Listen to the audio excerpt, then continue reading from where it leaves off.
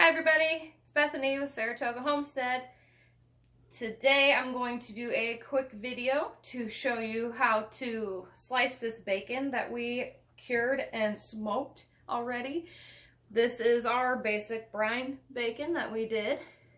These three slabs over here are our jalapeno, the cracked pepper, and the spicy apple. This right here is the deli ham that we did for lunch meat.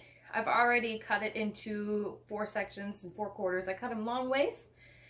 That way when we go to slice it for sandwiches, it's much smaller pieces and it's easier to manage. It's a lot easier to slice.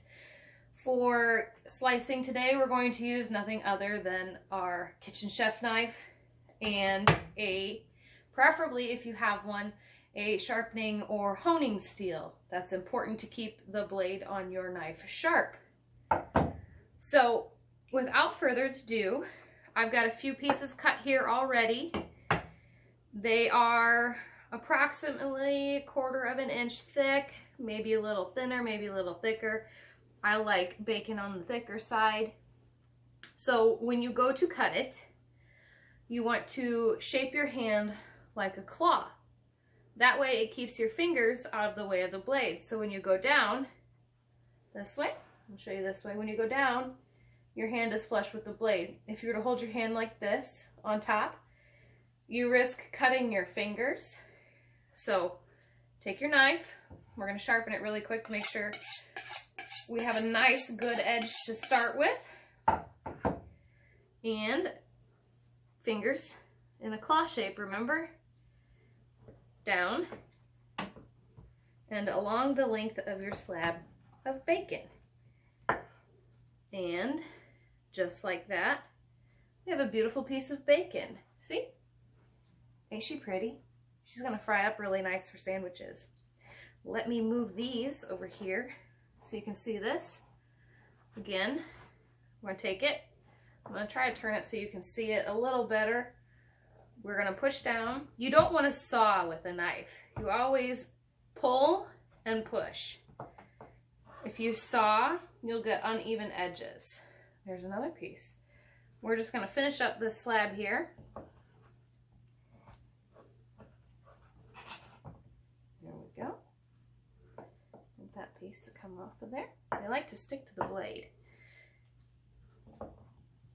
Remember, push, then slide. Then you want to push down. Perfect. Just like that. We'll get this all cut. We're getting to the end here.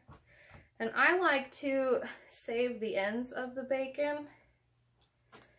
And I use them for ham and beans.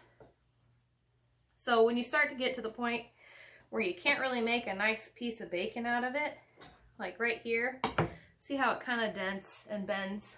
This piece, I'll just go ahead and cut that for you right in the middle. And I will save that. We'll dice it really nice. I'm going to save that for some ham and beans, or you can fry it up and put it in an omelet, put it in scrambled eggs, whatever your little heart desires. It's super fun to cook with. So let me get this all out of the way for you. Put that on the plate, and I will get this ham over here, and we can work on that ham. So let me get that out of the way for you. There we go. So we're going to take our ham that's already been quartered. Kind of looks like a big wedge of watermelon. And I'm going to re-hone my knife, so I want it nice and sharp, always nice and sharp. So you hold it at about a 45-degree angle, and you bring your blade down even and nice. If you have to go slow at first, you have to go slow at first. But it's about a 45-degree angle, and it just keeps your blade nice and tight and sharp while you're working on things. So I'm going to slice it this way. You want to slice it the same way you did your bacon. Mine's going to be at a little bit of an angle to kind of make a wider piece. So let me show you here. Just the same, nice and even. You get pretty decent little pieces, and it'll make nice lunch meat when it's all done. And this step just gets repeated for the whole ham. You can cut it as thick or as thin as you like. Since this is lunch meat, it's pretty thin. Remember, you want to push and slide your knife. And if it kind of falls apart, don't really worry about it, because you're going to piece it and put it all together on a sandwich. So I'll cut that all the way through and put it in about maybe 1 or 2 pound packages. When I get enough of it, when I get it all done and get ready to store it, I'm going to use this food saver over here to freeze in 1 or 2 pound packages and throw it in the freezer, and then that way when I'm ready for one, I will just grab it out. This bacon over here, I started out with like 2 pound slabs to show you, and after smoking it, they weigh about maybe 1.5 pounds a piece. So I'm just going to package the whole slab of bacon together.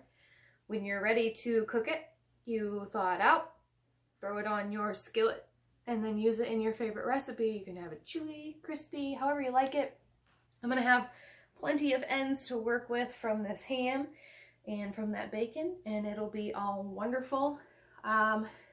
So if you are interested in the knife that I used or the steel that I used, I'll put some links down below. We're going to make a separate video for this food saver here shortly, and I'll include all of those links there. And then some of my favorite recipes will be on our Patreon page, so make sure you jump over there and follow us. So thank you guys. I appreciate y'all this morning. I hope you take care and enjoy this bacon. Thanks.